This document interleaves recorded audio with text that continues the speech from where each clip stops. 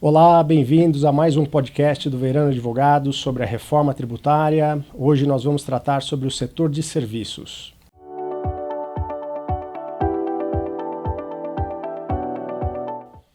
Eu sou Gustavo Moraes, sou sócio da área empresarial do Verano Advogados e hoje eu estou aqui com dois sócios da área tributária, o Felipe Richter e o Leonardo Batilana, que vão nos ajudar a entender os impactos da reforma sobre o setor de serviços. Bem-vindos, Felipe, bem-vindo, Léo. Prazer estar aqui com vocês para esclarecer os impactos dessa reforma para os nossos clientes e para todas as empresas do setor de serviços.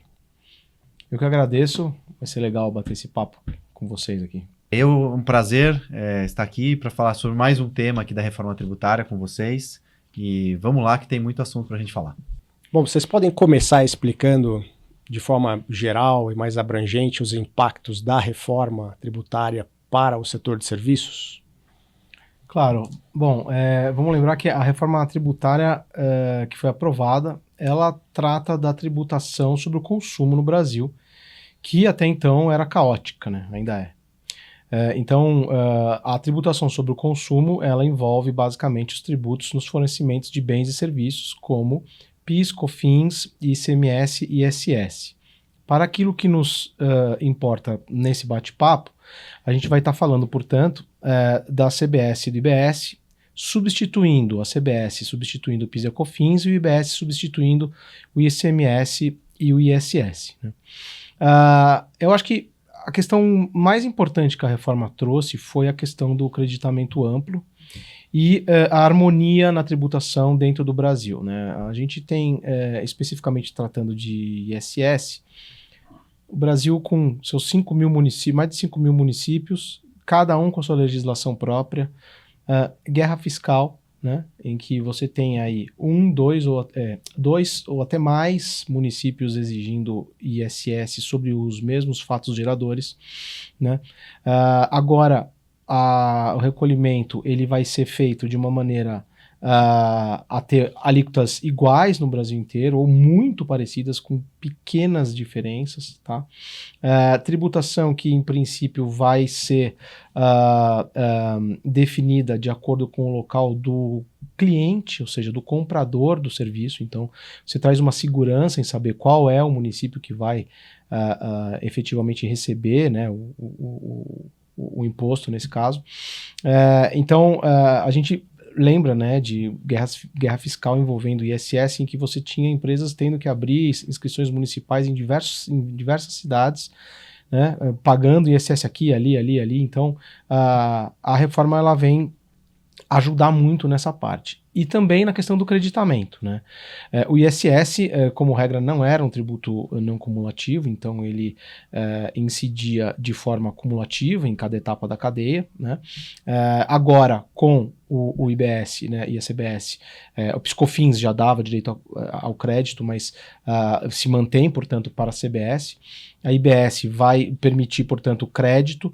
As alíquotas, em geral, elas subiram bastante, para o setor de serviços, o ISS tinha aí uma alíquota que variava aí, ia mais ou menos no máximo até 5%.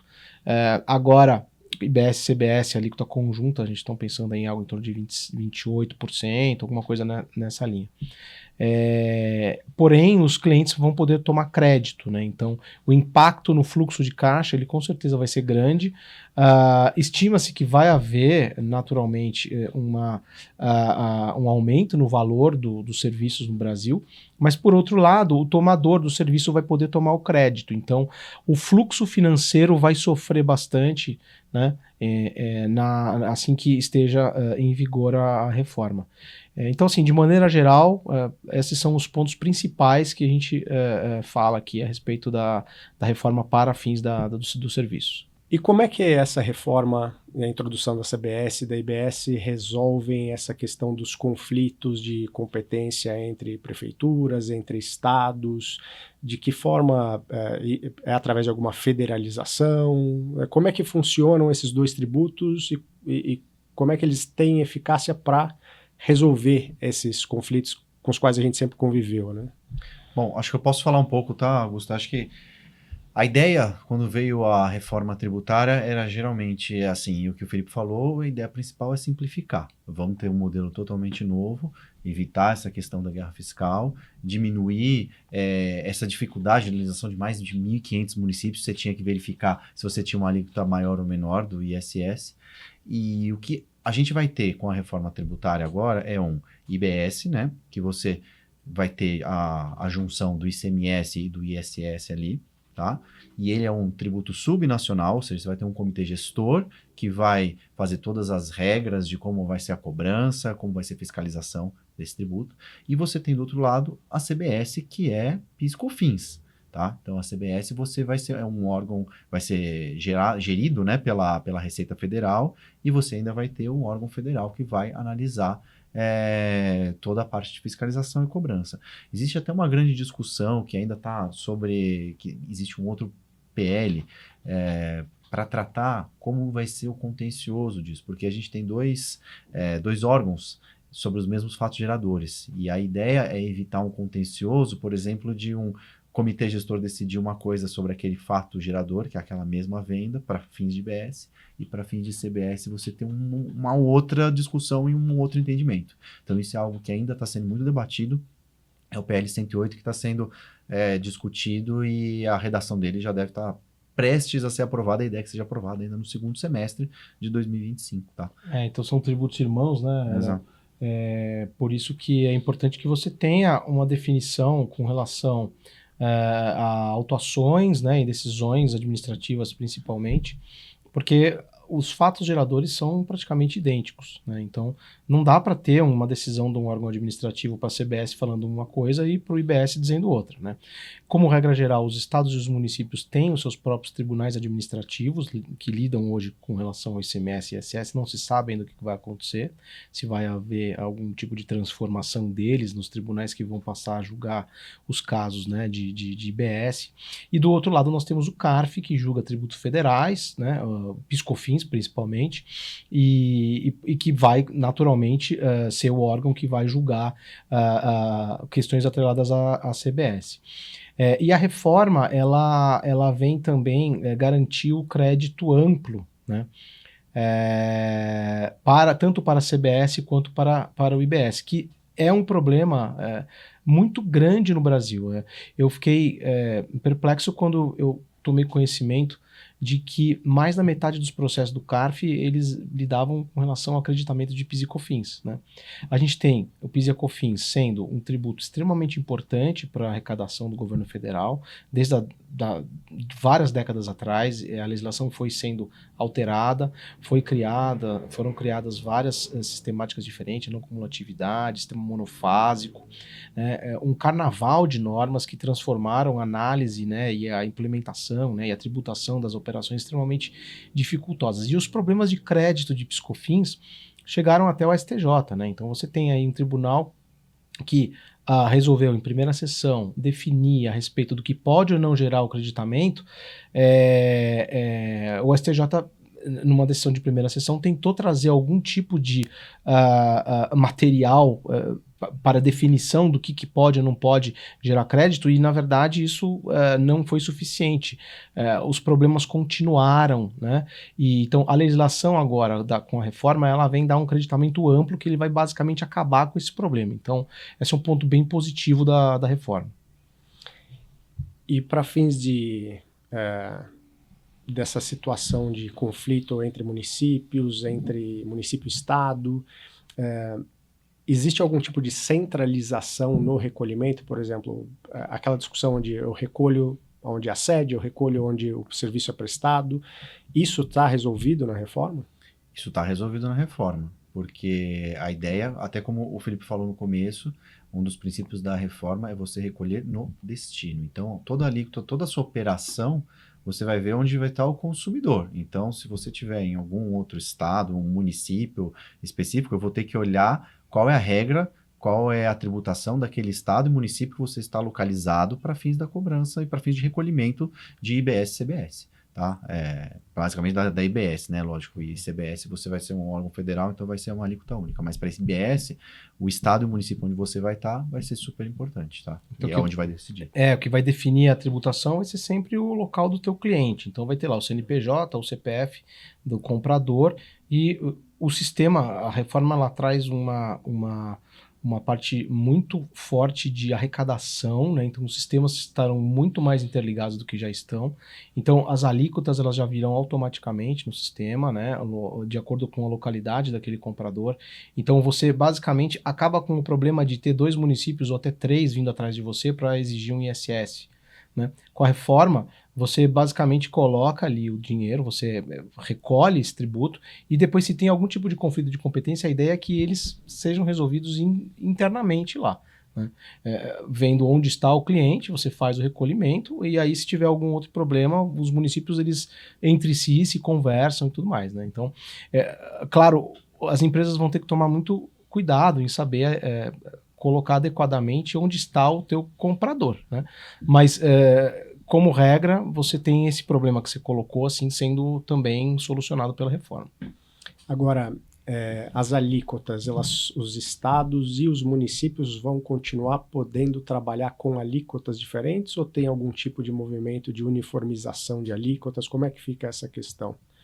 Bom, a ideia da alíquota é que ela seja uma alíquota uniforme, mas logicamente os estados e municípios podem fixar suas próprias alíquotas, tá? Logicamente obedecendo-se à alíquota máxima que está prevista na lei complementar. A gente tem uma previsão na lei complementar de uma alíquota máxima de 26,5%, mas pelo que a gente tem visto de discussões, ela pode ser um pouco superior a isso, porque existem algumas regras de exceção, e essas regras de exceção, redução de alíquota, elas podem acabar alguém tem que pagar isso. Então, a alíquota você não consegue manter. Quanto mais regime benéfico você tem, quanto mais reduções você tem, alguém tem que pagar isso. E a alíquota principal do IBS e da CBS ela vai ter que ser modificada.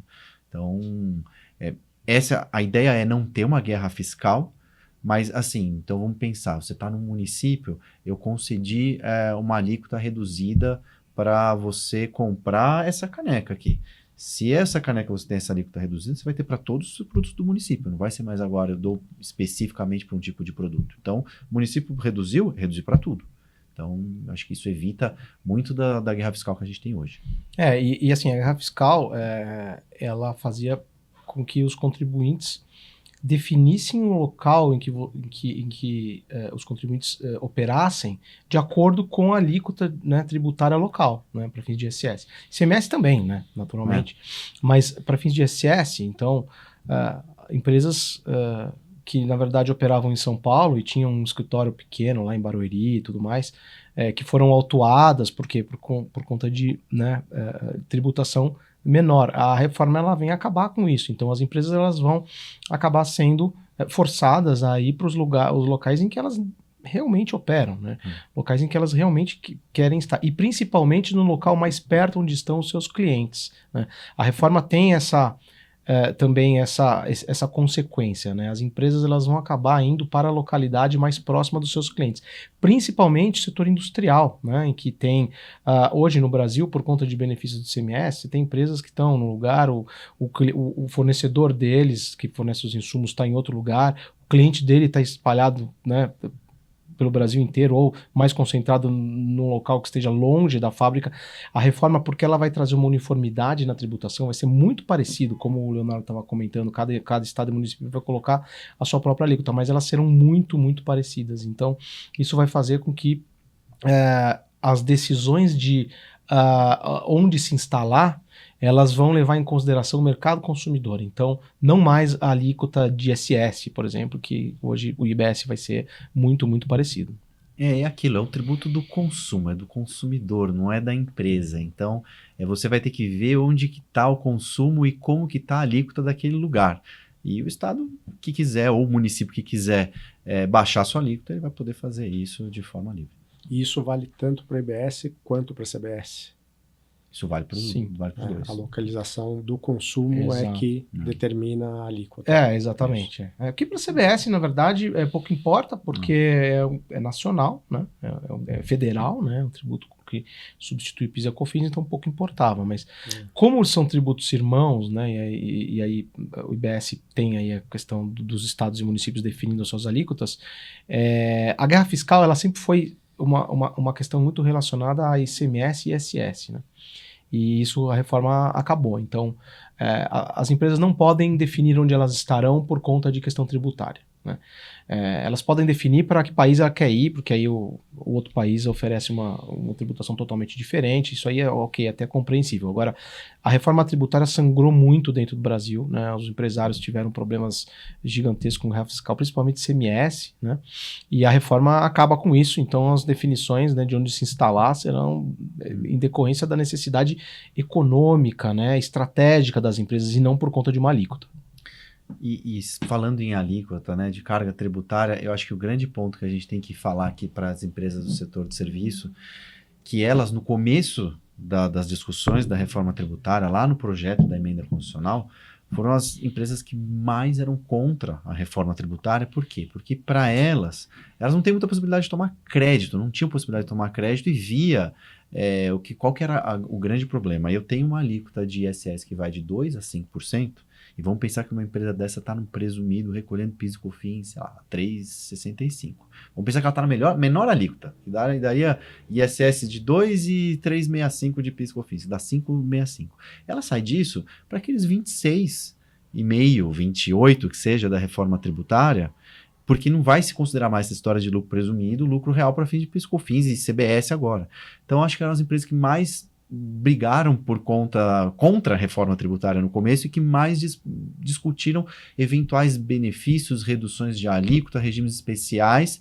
E hoje o que foi resolvido até na lei complementar e pelo Congresso foi aplicar a redução de alíquota para o setor de saúde e o setor de educação, que assim, se a gente for pensar, a maior parte do setor de serviço está aí, está na parte de educação e de serviço de saúde. A gente tem uma redução de até 60% tanto de CBS quanto IBS para esses serviços. Então, eu acho que para esse tipo de serviço houve um benefício e logicamente não vai ser tão prejudicial. E o que a gente vê na parte assim mais de questão de custo, porque o setor de serviço sempre foi um setor de muito tomada de custo, né? Porque eu não consigo tomar esse crédito, então tudo aquilo que eu compro vira custo para mim.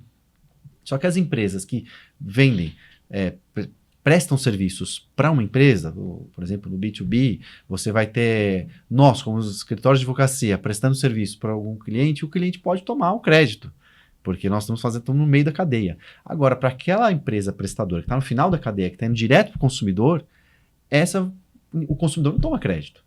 Então, para o consumidor, é aquilo que a gente fala, é o tributo do consumidor, é o tributo do consumo. É ali onde vai ser o gargalo, onde vai ser efetivamente aplicada a alíquota e evitar o efeito em cascata para ter a não cumulatividade plena, que é o que é previsto aqui, que foi amplamente debatido e mais defendido que essa reforma vai trazer. Então, assim, o setor de serviços gritou bem alto, né, durante as negociações e tudo mais. Porque, de fato, né, como o Leonardo explicou, houve um aumento substancial, né, da alíquota, né? Agora, o que acontece é que a reforma ela vai trazer uma alteração no fluxo financeiro, né, das empresas. Então, aumentando um serviço, isso não necessariamente significa perda de mercado dessa empresa, porque o comprador, que antes não podia tomar crédito de ISS, agora passa a poder tomar. Então, essa é a razão pela qual o que a gente tem recomendado para as empresas é principalmente fazer um modelo comparativo entre a carga tributária atual e a carga tributária de acordo com a reforma, e depois disso fazer uma análise de como estão os contratos, tanto de fornecimento, né, como os contratos com os seus clientes, né, compras e vendas, porque o fluxo de caixa vai alterar, né, E isso impacta, obviamente, no negócio. Então, é ver como que estão redigidos os contratos, eles permitem alterações dos preços, ver o prazo de duração dos contratos. Então, teve um cliente outro dia que nos procurou porque ele estava muito preocupado porque ele queria colocar na cabeça dos seus vendedores, eles têm vendas muito pulverizadas, né? Então, eles queriam já começar a tornar essas pessoas assim mais conhecedoras da reforma, porque as vendas que estão sendo feitas hoje já vão impactar daqui a 2, 3, 4 anos, né? Vamos lembrar que a reforma tributária ela começa já a ser implementada a partir do ano que vem, né? Em 2027 nós temos já a CBS entrando, né? Em vigor e sendo extinto, portanto, aí o PIS e a COFINS. O ISS e o ICMS serão extintos gradualmente até 2033. Né? Então, os dois sistemas vão coexistir ao mesmo tempo. Vai ser um momento bem turbulento, né? A gente acha que vai ter coexistindo dois sistemas tributários, né? Trazendo mais preocupações para os contribuintes, mas, como eu até comentei algumas vezes, eu não subestimo a capacidade do brasileiro em preencher, em cumprir obrigação acessória, né? A gente sabe que o Brasil é um dos países que mais tem custo com isso, né? E nossos sistemas são extremamente informatizados e modernos, né? O Brasil, inclusive, é modelo mundo afora no que se refere à arrecadação, a declarações ao fisco, a compensações e tudo mais. Então, eu acho que os departamentos das empresas brasileiras são extremamente competentes e vão tirar de letra, embora com certeza problemas vão acabar surgindo no meio do caminho, né? Então, nessa transição, acho que é importante demais fazer já um modelo comparativo e ver como é que estão os contratos. A reforma ela já começa a ser implementada a partir do ano que vem, então assim, parece que está longe, mas não está tão longe assim. Então a reforma começa a ser implementada a partir de 2026, né? Isso. 1º de janeiro de 2026? Sim, já tem, a partir do ano que vem, já tem necessidade de emissão das notas fiscais, vai ter para fins de CBS e IBS, para fins de CBS, já tem uma incidência pequenininha, né? Já tem grupos de empresas que podem participar de um projeto piloto, né? Agora, a partir de 2027, nós vamos ter aí já a CBS entrando para valer, sendo extinto o PIS e a COFINS, né? E aí, gradualmente, ICMS e ISS vão sendo extintos e dando lugar para o IBS. Quer dizer, Então, basicamente, assim, vai ser, o ano de 2026 é o ano de uma alíquota teste de 1% lá, dividido entre IBS e CBS. Você não vai precisar fazer o recolhimento desde que cumpra a obrigação acessória. 2027 vai ter a implementação da CBS integral, com a extinção de PIS/COFINS. 2027 também entra o imposto seletivo, que para tributação de serviços acho que não vai aplicar muito. E a partir, foi o que o Felipe falou, 2029 a 2032, você tem a queda gradual do ICMS e do ISS e a subida gradual do IBS até chegar em 2033 com a implementação total da reforma tributária. Voltando no cronograma, 2026 eu começo a ter CBS e IBS, mas para fins de cumprimento de obrigação acessória, mas não efetivo recolhimento. Então eles começam a incidir, digamos assim, formalmente, porém eu não preciso fazer o recolhimento porque eu vou continuar recolhendo os tributos PIS, COFINS, ICMS e ISS, como eles vêm sendo recolhidos atualmente, as mesmas alíquotas. Então é mais para que as empresas aprendam a lidar com esse processo, e aí a partir de 2027 é que começo a ter não só a obrigação acessória, mas a obrigação de efetivo recolhimento, com o IBS já... CBS, extinção de PIS/COFINS, e você recolhe CBS em 2027. Joia. E a questão do não recolhimento em 2026 foi feito pelo governo agora na edição da lei complementar, porque tinha uma discussão que estava muito cedo ainda para recolher, né? Tinha a previsão de 0,9% de CBS, 0,1% de IBS, só que o governo quis fazer, para facilitar, como a gente está fazendo uma mudança muito drástica, né? A gente está fazendo quebrando um paradigma aqui com a tributação do consumo, chegando a alguma coisa mais próximo do que o modelo da OCDE. Então, acho que por conta disso, a ideia foi fazer um prazo de transição de 10 anos, alongado. E nesse começo, ainda como tá sendo, os sistemas estão sendo feitos da reforma tributária, a gente não tem esses sistemas. Então, para evitar problemas com falta de recolhimento, como vai ser feito esse recolhimento, o governo decidiu falar, vamos fazer só uma alíquota teste e você não vai precisar recolher essa alíquota. Os sistemas já existem dos fiscos municipal, estadual e federal para fazer essa transição? São os mesmos sistemas que existem hoje ou eles vão ser substituídos por novos sistemas para emissão de guia, por exemplo? Vão ser substituídos por um sistema único que está sendo desenvolvido pela Receita Federal, né, as autoridades federais principalmente, porque como são 2 tributos irmãos, né, você precisa ter uma uniformidade nisso, né, então vai ser um ambiente, né, muito próximo ao que temos hoje com a Receita Federal. Então esses sistemas vão ser lançados também provavelmente na virada do Sim. exercício de 2025 para 2026. Hoje, se eu quisesse entrar no sistema para fazer um teste de emissão de recolhimento de CBS ou IBS, eu ainda não tenho um sistema para isso. Hoje tem não. algumas empresas participando, né, de projetos piloto da Receita Federal. Sinceramente, nunca vi isso. Mas a partir do ano que vem já vai estar tudo operando normalmente. E assim, nós tivemos um evento no escritório no começo do ano com o Bernard Api, e segundo ele, a ideia é que tivesse tudo implementado no segundo semestre de 2025. Não acho uma coisa muito fácil de acontecer, porque a gente está gravando aqui, mas ainda não temos ainda... Em agosto de 25 ainda não temos não os sistemas, temos sistema, não temos uma regulamentação de IBS e CBS, não temos a lei do imposto seletivo que também está prevista para esse ano, então ainda faltam algumas coisas acontecer. Regulamentação do contencioso. Né? Mas nós já temos um piloto, um programa teste, que algumas empresas foram escolhidas, e essas empresas já estão fazendo os testes do sistema. Tá? Então, esse segundo semestre vai ser um semestre de algumas empresas que foram selecionadas, que participaram muito da reforma, elas efetivamente fazerem os testes e tirarem as dúvidas e indicarem alguns ajustes que possam ser feitos para facilitar esse programa e o cumprimento de obrigação acessória. A gente tem notado as empresas muito preocupadas, com razão, né, com o TI, né?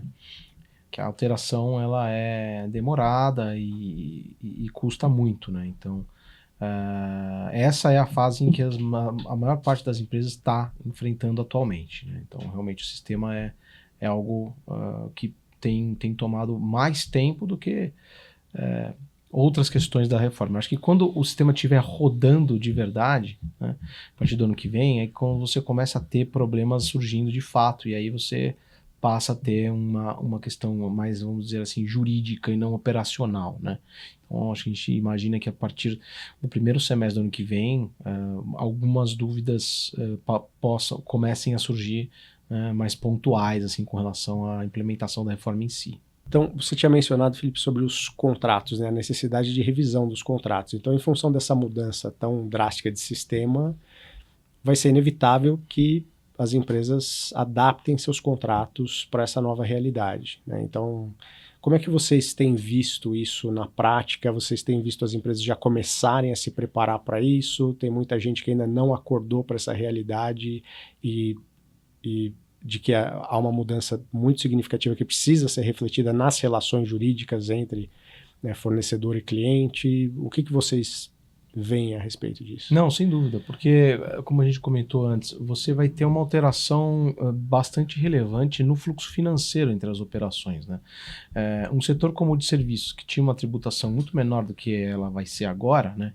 Embora não permitisse a tomada de crédito, isso impacta diretamente no valor cobrado, né, da sua empresa, ou quanto que a sua empresa paga na contratação de serviços, né, principalmente. Então, os contratos precisam ser reavaliados, porque você precisa renegociar preços. Às vezes o teu cliente não vai poder dizer para você assim, você não pode aqui aumentar em X% o teu valor. Mas calma lá, a partir de agora você está tomando crédito, então uma coisa tem que conversar com a outra. Então, por isso que os contratos, né, principalmente os mais importantes da empresa, têm que ser reavaliados a partir de agora. Esse é um ponto que tem chamado muita atenção. Inclusive, o pessoal da área empresarial lá no escritório tem sido demandado para reanálise de contrato de fornecimento, né, de aquisições, né, e tudo mais. E por incrível que pareça, tem muita gente que ainda está atrasado, tá, Augusto? Tem muita gente que ainda não sabe, ainda, a reforma começa ano que vem, o que eu preciso fazer? Tem muita gente ainda que, sabe, ainda tá um pouco na dúvida do que precisa fazer, tá um pouquinho atrasado. Quem não se mexeu, esse é o momento, porque a gente tem poucos meses pela frente para o começo do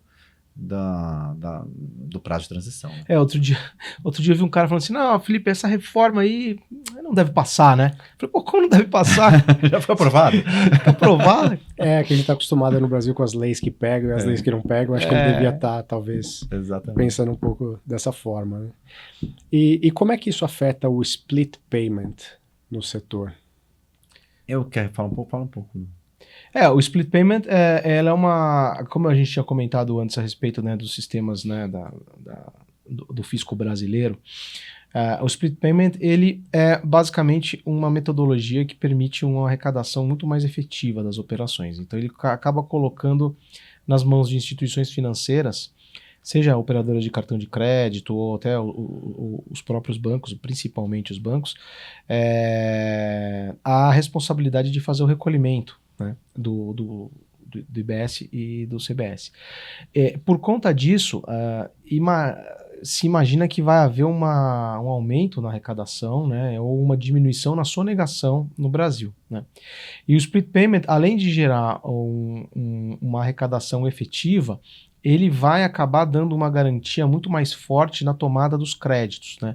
O Brasil sempre, né, historicamente, teve um problema muito grande com nota fiscal inidônea, com empresa noteira, né, que eram, porque principalmente no ICMS, você tinha o crédito vinculado ao valor que estava destacado numa nota fiscal, mas não necessariamente aquele imposto foi recolhido. Né? Você tinha as empresas fazendo o registro dos seus débitos, dos seus créditos, e aí no final do período ia lá e recolhia. Tinha empresa que não recolhia, o cliente dela tomava o crédito, chegava um belo dia um fiscal lá e dizia, vem cá, o teu fornecedor não recolheu, ele sumiu, foi declarado inidôneo, então esse teu crédito é podre, tô aqui tua autuação com multa, juros, etc. Né? Isso o split payment também vem para corrigir, porque o teu crédito está necessariamente vinculado a um recolhimento efetuado naquela operação. Né? E isso vai fazer com que o teu crédito tenha um selo de autenticidade, uma segurança muito maior. Né? Isso vai fazer com que, por exemplo, subindo a arrecadação e havendo empresas exportadoras, que essa exportação para fim de ISS, CBS, IBS é outro tema interessante de a gente falar daqui a pouco, mas empresas que são tradicionalmente exportadoras, né, e que acumulam muito crédito de ICMS, agora vão ter, eu sei que ICMS não é o tema da nossa conversa, mas o split payment é importante por conta disso. Ele também garante a autenticidade daqueles créditos e a devolução. A reforma garante uma devolução imediata e integral desses créditos, né? Que é um tema assim maravilhoso, porque no Brasil exportador acumula crédito de ICMS o tempo todo e enfim. Mas então o split payment ele tem assim uma garantia, e por conta dessa garantia de arrecadação muito mais efetiva, disse que vai haver, né, a possibilidade de redução da alíquota no futuro, porque a arrecadação vai subir. Agora, no Brasil, promessa de redução de tributo, né, eu não sei se dá para acreditar muito. Eu acho que a ideia também do split payment, até pensando no setor de serviços, são as empresas que vão participar efetivamente do processo de pagamento daqueles tributos. Porque vamos pensar que são bancos, são empresas de meio de pagamento, credenciadoras, são todas empresas prestadoras de serviço na sua maior parte das atividades. Então, eu acho que elas estão inseridas dentro desse sistema. Acho que a ideia do governo, a ideia era no começo já, desde 2026, já ter mais alguma coisa, mas parece que foi jogado para 2027 a implementação do sistema, porque não é fácil de ser construído. A gente tem 3 modalidades de split payment que estão disciplinadas na lei complementar, e você não tem ainda uma regra específica e o regulamento ainda não trouxe como vai ser feito esse split payment. Que a gente tem lá uma forma que é a simplificada, uma forma que é a mais completa, tem a presumida, então a gente ainda aguarda como que isso vai ficar detalhado no regulamento. Essa questão da exportação, então, que você mencionou, Felipe, como é que é o impacto esperado desse novo sistema sobre as exportações de serviços? Então, a exportação de serviços para fim de ISS, embora a lei complementar 116 de 2003, até hoje é um tema mal resolvido no Brasil. Né? A legislação é muito mal feita. Então, como regra, não é considerado exportado o serviço prestado no Brasil para um cliente no exterior, mas cujo resultado aqui se verifique, né? O que é o resultado? Aí vieram diversas discussões, né, relacionadas a isso, quando tem ou quando não tem o resultado. Você tem os fiscos sendo muito criteriosos nas autuações, né? Tem o caso famoso de uma empresa de engenharia brasileira que fez um projeto para uma empresa francesa, né, que ia fazer uma hidrelétrica na França. Nesse caso, reconheceu-se que houve de fato uma exportação de serviço. Por outro lado, mesmo o STJ foi e julgou um caso em que houve um serviço de engenharia em turbina de avião de bandeira estrangeira. Aí não, nesse caso não, porque o resultado do serviço está aqui no Brasil. Então, a legislação, ela veio, né, e por outro lado, para fins de PIS e COFINS, basta o ingresso de divisas para você considerar sendo exportado e, portanto, né, sem o PIS e a COFINS. Então, a legislação ela foi construída agora de uma maneira a tentar dar uma melhorada no conceito do que é o resultado do serviço, né? Então, eles falam que tudo aquilo que é exportado é considerado tudo aquilo consumido no exterior. E aí o que seria isso? É o que foi utilizado, explorado, aproveitado, fruído, né, ou acessado no exterior. Não sei se resolve, provavelmente não resolve. Então, a questão da exportação para fins de ISS, IBS e CBS não está tão resolvida assim, e piorou, porque para PIS e COFINS bastaria o ingresso de divisas. Agora vai ter que cumprir com esses requisitos. E aí existem discussões diversas e dependem das particularidades dos serviços e tudo mais. Então, esse é um ponto mal resolvido na reforma. A gente via muito essas discussões de exportação também, e os fiscos sempre foram um pouco mais restritivos para, se você tem um serviço de engenharia que você prova efetivamente que a pessoa está lá fora fazendo isso, fora do Brasil, ok. Agora, por exemplo, você tinha fundos de investimento, gestões, pessoas aplicando dinheiro lá fora, a administração era toda lá fora, você tinha o resultado do dinheiro lá fora, só que tinha equipe no Brasil. Tinha tudo isso que a gente tinha que comprovar que nada era feito no Brasil e sempre teve, o fisco sempre foi muito restrito. E o que o Felipe colocou foi um bom ponto, porque essa questão da CBS agora, PIS/COFINS era muito fácil, bastava ter ingresso de divisa. E se eles tivessem colocado aqui, bastava ter ingresso de divisa, resolvia grande parte da discussão. E o que a lei complementar fez tanto na parte aqui da tributação do consumo, você lendo toda a lei complementar, ela traz um pouco mais toda aquela característica do ICMS e do ISS e joga um pouco para PIS/COFINS isso, quando o PIS/COFINS não era muito assim. Então tem vários pontos da própria lei, você lendo, que ela traz um pouco dessas regras mais próximas do que era a tributação do consumo de ICMS e ISS. Então acho que a questão da exportação vai ser um ponto que a gente vai ter problema no futuro também.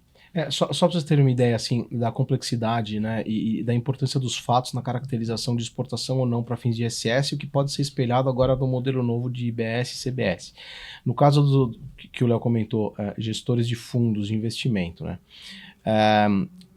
acabou ficando definido na jurisprudência que quando o gestor de fundo estrangeiro, né, gestor de fundo estrangeiro. Então, o gestor de fundo estrangeiro, que era uma empresa estabelecida no Brasil, vinha e dizia assim, não, eu exportei o serviço, porque afinal de contas o meu cliente é um fundo estrangeiro. Eles foram olhar onde estava havendo o investimento do fundo estrangeiro. Então, se o investimento do fundo estrangeiro se dava em ativos brasileiros, o resultado era no Brasil. Se o investimento do fundo estrangeiro, gerido por você no Brasil, se dava em ativos estrangeiros, aí, no caso, havia exportação de serviço. Então, só para você entender qual a complexidade dos fatos na caracterização de exportação de serviço, vai voltar, né, vai continuar, na verdade, aqui com a gente, para fins de ISS, né, agora IBS, e vai ser criado, né, para fins da CBS. Para a gente encerrar, qual é a visão de vocês sobre o impacto de toda essa reforma sobre o preço final dos serviços? Se vocês têm uma expectativa de que possa haver subida ou se pode ter até uma redução.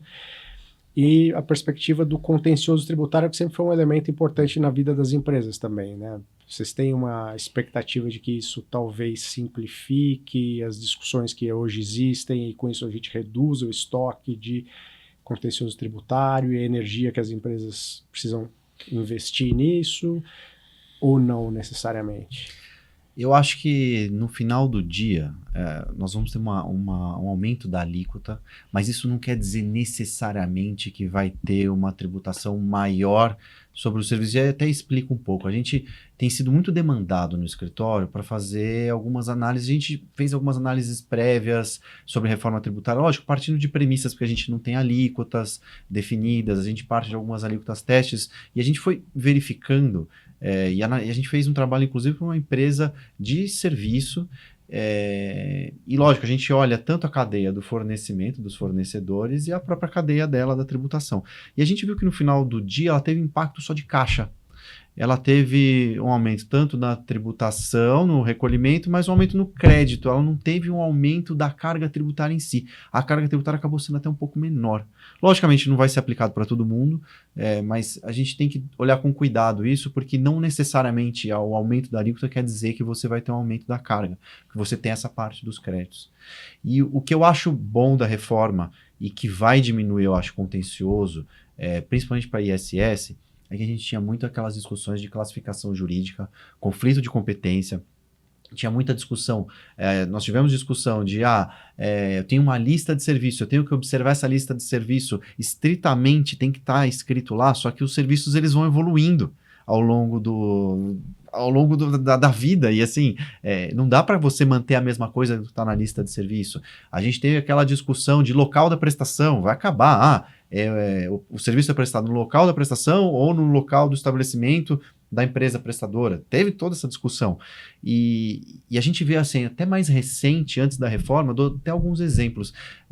Outro dia a gente estava analisando tributação de veículos elétricos daquelas estações de carregamento de veículos elétricos.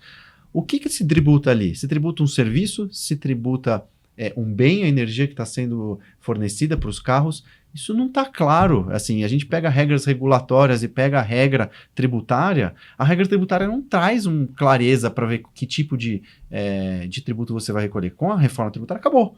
Com a reforma tributária, você tem aquilo lá, você vai ter aquela sua atividade, você vai recolher IBS ali e ponto. E você não vai ficar nessa discussão. O que é ICMS e o que é ISS? A gente teve uma discussão também, e aí já chega você só ao último ponto, que foi também a discussão da publicidade online, da inserção de texto de publicidade online, que foi uma disputa tributária muito grande, principalmente aqui em São Paulo.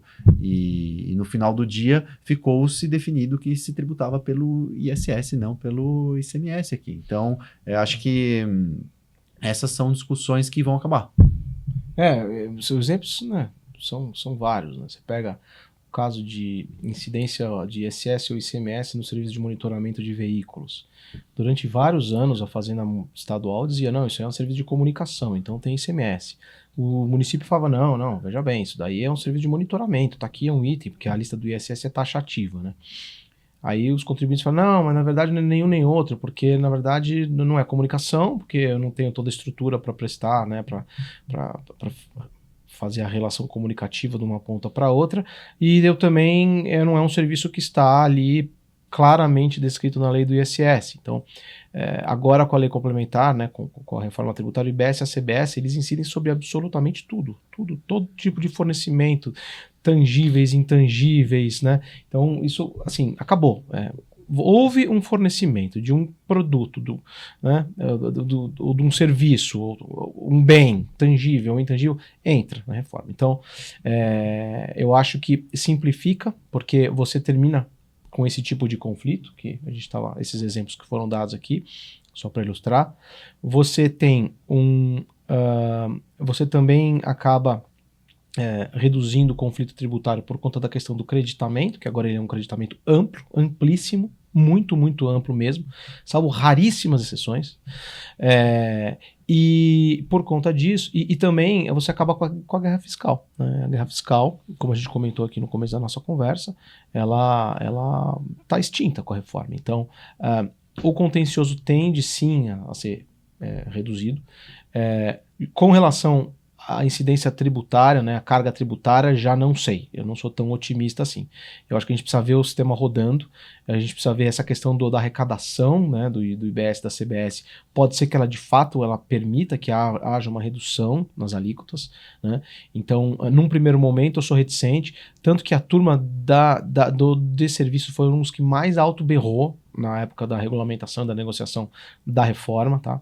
Então, acho que vai haver uma simplificação, uma redução de tributos, de litígios, mas a turma de serviço acho que vai acabar pagando mais, sim. Joia, bom. Queria agradecer, Felipe, Leonardo, por todas as explicações aqui, mas está claro que a gente vai ter que continuar conversando, porque novas regulamentações ainda estão por vir.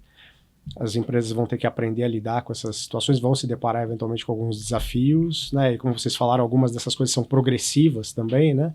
Então, espero poder encontrar vocês aqui para a gente poder evoluir nessa conversa e poder ajudar o nosso público a navegar nesses novos mares. Aí, embora vocês tenham trazido boas notícias, aí, tomara que as boas impressões, né?